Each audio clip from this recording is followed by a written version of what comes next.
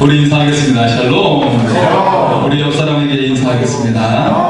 평화의 인사입니다. 주님의 평안이 언제나 함께 있기를 소원합니다. 네, 우리 아까 부활의 인사를 나누었지만 우리 다시 한번 옆 사람에게 주님께서 부활하셨습니다. 인사 나누겠습니다. 주님께서 부활하셨습니다. 네. 우리 직장에 많은 분들이 고충이 참 많다는 것을 보게 됩니다. 한 상사가 직원에게 물어보는 거예요. 자네 부활이 있다는 것을 믿나? 라고 물어봤어요. 그랬더니 직원은 아니요 라고 대답을 했습니다. 네. 그러자 상사가 말을 이어서 하는 것이죠. 자네 지난번 장모님 잠대로 결근하지 않았나? 장모께서 부활하셨네. 이거밖에는 장모님께 자네 장모님 앞에서 전화일세 하면서 전화기를 딱 건네는 것입니다. 네, 여러분 직장 다니시는 분 중에는 보면 가끔 놀라운 능력이 있는 것 같아요. 그죠? 주변 사람들을 장례를 치르기도 했다가 또 다시 살리기도 하는 그런 놀라운 능력이 있는 것 같습니다. 오늘 주님의 부활입니다. 우리 부활의 능력이 우리의 삶 가운데 임하기를 소원합니다. 사망과 어둠의 권세를 이기신 주님의 부활이 바로 여러분의 삶 가운데 승리케 되는 그런 사건이 될 수 있기를 소원합니다. 한 여자가 있었어요. 그녀는 사춘기를 방황하면서 보냈습니다. 그러다 자살한 아버지로부터 막대한 유산을 물려받게 되었어요. 그녀는 과거의 고통으로부터 벗어나기 위해서 결혼을 하고 그리고 아프리카로 떠났어요. 그녀는 케냐에서 한 10여 년간 있으면서 커피 농장을 운영을 하고 그렇게 경영하면서 학교도 세웁니다. 제법 성공하는 듯 보였어요. 그런데 그 성공 이후에 남편과 갈등이 계속 잦아지면서 결국 헤어지게 되었어요. 그렇게 어려움과 속에 있는데 또 사업도 실패하고 말게 되는 것입니다. 그런 중에서 한 남자를 만났는데 그 남자와 결혼을 또 예정하고 있었는데 그 남편도 비행기 사고로 죽고 말았습니다. 후 그녀는 고향 덴마크로 돌아가서 소설을 쓰게 되었습니다. 그 소설이 유명해지면서 영화로 만들어지게 되는데 그 영화의 제목이 바로 아웃 오브 아프리카라는 영화이죠.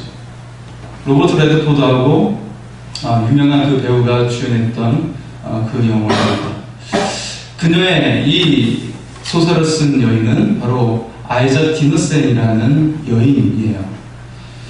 시사에 참석했던 친구들이 그녀에게 다가가서 말합니다. 네가 아프리카에서 그렇게 힘들 줄 알았더라면 내가 도와주었을 텐데 라고 위로하면서 다가오는 것이죠. 그러자 아이자는 친구들에게 놀라운 대답을 합니다. 나는 아프리카에 터를 잡았을 때부터 그곳의 삶을 소설로 쓰려고 생각을 했었어.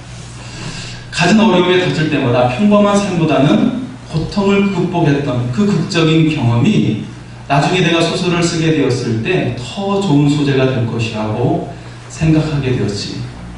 그러다 보니까 더 큰 고통은 오지 않나 라고 은근한 기대를 하면서 고난을 즐겁게 받아들일 수 있게 되었던 거야 라고 말하는 것입니다.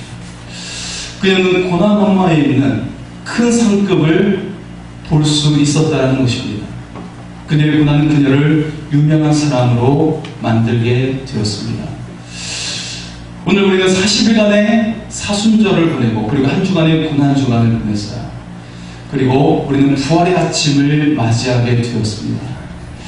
주님께서 가장 모든 사람들이 고통스럽다고 여기게 되는 이 십자가의 고통, 그래서 저주스러운 고통이라고 여기는 이 십자가의 그 죽음을 주님께서 친히 감당하신 이유가 무엇입니까?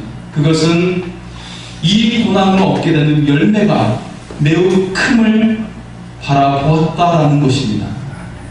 바로 인간들이 저주와 죽음을 향해 가고 있는 곳에서 우리를 축복과 영원한 생명으로 돌이키게 하기 위해서 주님은 그것을 보았기 때문에 고난을 감당하신 것이죠. 우리의 부모들도 마찬가지예요.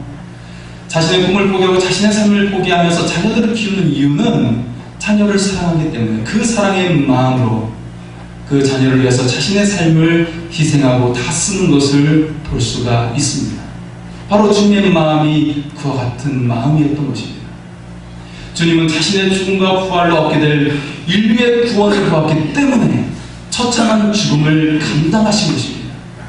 여기 앉아있는 여러분 한 사람 한 사람이 구원받게 될 것을 보았기 때문에 주님은 그 고난을 묵묵히 감당하셨던 것입니다.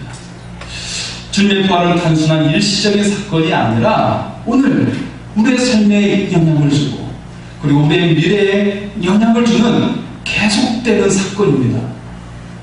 뿐만 아니라 우리의 자녀들과 온 인류에게 영향을 주는 놀라운 축복의 사건이라는 것이죠. 오늘 본문에 실려있는 고린도전서 15장의 말씀은 죽음과 부활에 대한 깊은 메시지를 주고 있습니다.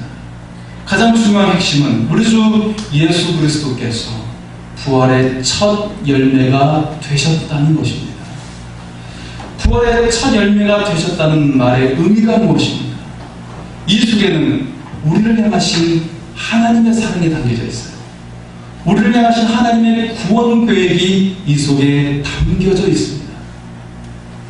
오늘 세월호 3주기죠? 아무도 이 아이들을 적극적으로 돕지를 못했습니다. 그런데 하나님은 우리를 위해 적극적으로 도우셨는데 그 아들 예수 그리스도를 주시기까지 우리를 구원하시는 그 구원 계획을 이미 태초전부터 세우고 계셨다는 것이죠. 자, 이 부활의 첫 열매의 의미가 무엇입니까? 그 첫째는 예수님의 부활은 영광스러운 부활체로서 첫 열매가 되셨다는 것입니다. 여러분, 주님의 부활의 첫 열매가 되셨다고 하는데 성경 속에 살펴보면 이미 구약에서든 신약에서든 주님의 부활 전에 다시 살아난 사람들이 등장하고 있음을 알 수가 있어요. 먼저 구약을 보면 선지자 엘리야가 사르밧 과부의 아들이 죽게 되자 그를 살려냅니다. 그리고 엘리야의 뒤를 이어서 선지자가 된 엘리사로 보면 수넴 여인의 아들이 죽게 되자 그 아들을 살려내는 것을 또 살펴볼 수가 있어요. 엘리사가 죽은 후에 뼈만 남게 되었을 때 그의 무덤에 어떤 시체가 던져졌는데 그 시체가 회생하여 일어나게 되는 그런 역사도 성경에는 기록되어 있습니다. 신약 성경에 보면 예수님께서는 회당장 야이로의 딸이 죽게 되었을 때 그 딸을 살려냅니다. 그리고 형제와 같이 사랑을 나누었던 나사로가 죽게 되었을 때 이미 썩어서 부패하였는데 그를 불러내자 그의 몸이 회복되고 그를 살려내는 역사를 이루어내십니다. 뿐만 아니라 예수님께서 십자가상에서 숨을 거두실 때 어떤 일이 일어납니까? 성전 휘장이 찢어지고 그리고 죽었던 성도들이 일어나서 성전에서 보이게 되는 그런 일이 일어나게 되었습니다. 많은 사람들이 이미 부활을 경험했던 사람들이 있었어요. 그런데 이들의 부활은 예수님의 부활과 질적으로 달랐습니다. 그들은 육체의 부활을 얻게 되었어요. 그런데 다시 병들고 죽게 되는 육체의 부활을 입게 되었을 뿐이라는 것이죠. 다시 병들게 되고 다시금 죽을 맞이하게 되는 그런 부활만 있게 되었다는 것입니다. 예수님의 부활은 달랐습니다. 시 공간을 초월하며 나타나셨고 또한 음식도 잡수시고 또 사람들과 함께 손을 잡을 수 있는 그런 부활이었어요. 무덤에서 부활하신 예수님을 막달라 마리아가 알아보지 못했습니다. 천사인 줄 알았어요. 그랬던 이유는 주님은 다른 몸을 입고 계셨기 때문이었습니다. 전에 베드로와 야고보와 요한을 데리고 변화산에 올라가셨을 때 그 산에서 놀라운 모습으로 변모되자 베드로와 그 나머지 제자들이 황홀병에 그 가운데 주님의 모습을 보게 되죠. 바로 그때 주님은 이미 영광스러운 부활의 몸을 그들에게 보여주셨던 것입니다. 주님의 부활의 몸의 특징이 오늘 15장 말씀에 계속되고 있습니다. 그것을 요약해서 말씀을 드리면 주님의 부활의 몸은 더 이상 썩지 않게 된 몸을 입으신 것입니다. 그리고 육체의 연약함, 곧 피곤함과 질병과 고통을 받지 않는 몸이 되신 것입니다. 또한 죄의 유혹을 받지 않는 영광을 입은 몸이 되었다라는 것이죠.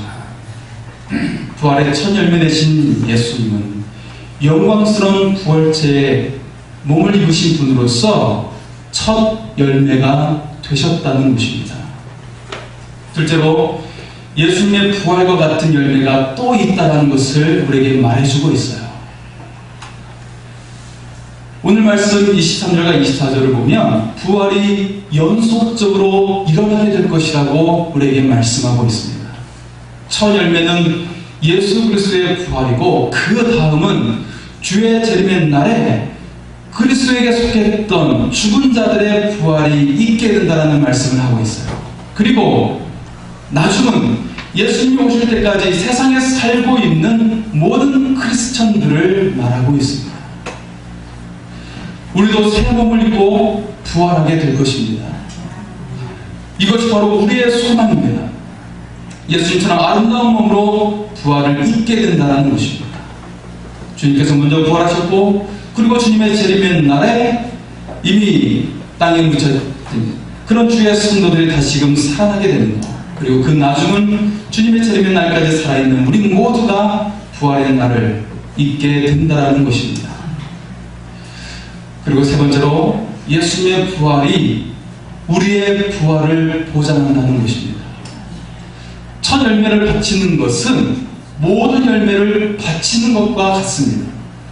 첫 열매는 모든 열매를 대표하는 열매이기 때문입니다. 소득의 10분의 1을 드리는 것은 모든 물질이 주님의 것입니다 라고 하는 신앙 고백을 이야기하는 것이죠. 10분의 1이 나머지 모든 것을 대표하기 때문입니다. 오늘 말씀을 보면 첫사람이 아담이 범죄하게 되자 어떤 일이 일어났습니까? 모든 사람에게, 모든 인류에게 형벌이 내려졌어요. 어떤 형벌이죠? 해산의 고통이 임하고 땀 흘려 수고해야만이 먹고 살 수 있는 일이 일어나게 되었습니다. 그리고 질병과 죽음이 모든 사람에게 임하게 되었어요. 여러분 지금까지 살면서 질병에 한 번도 걸리지 않은 사람이 있습니까? 나는 병원에 한 번도 가지 않았다, 그런 사람이 있습니까? 아프지 않은 사람이 있습니까? 그리고 이 가운데 어느 누구도 죽음을 맛보지 못하는 그런 사람은 없다는 것을 우리는 잘 알고 있어요.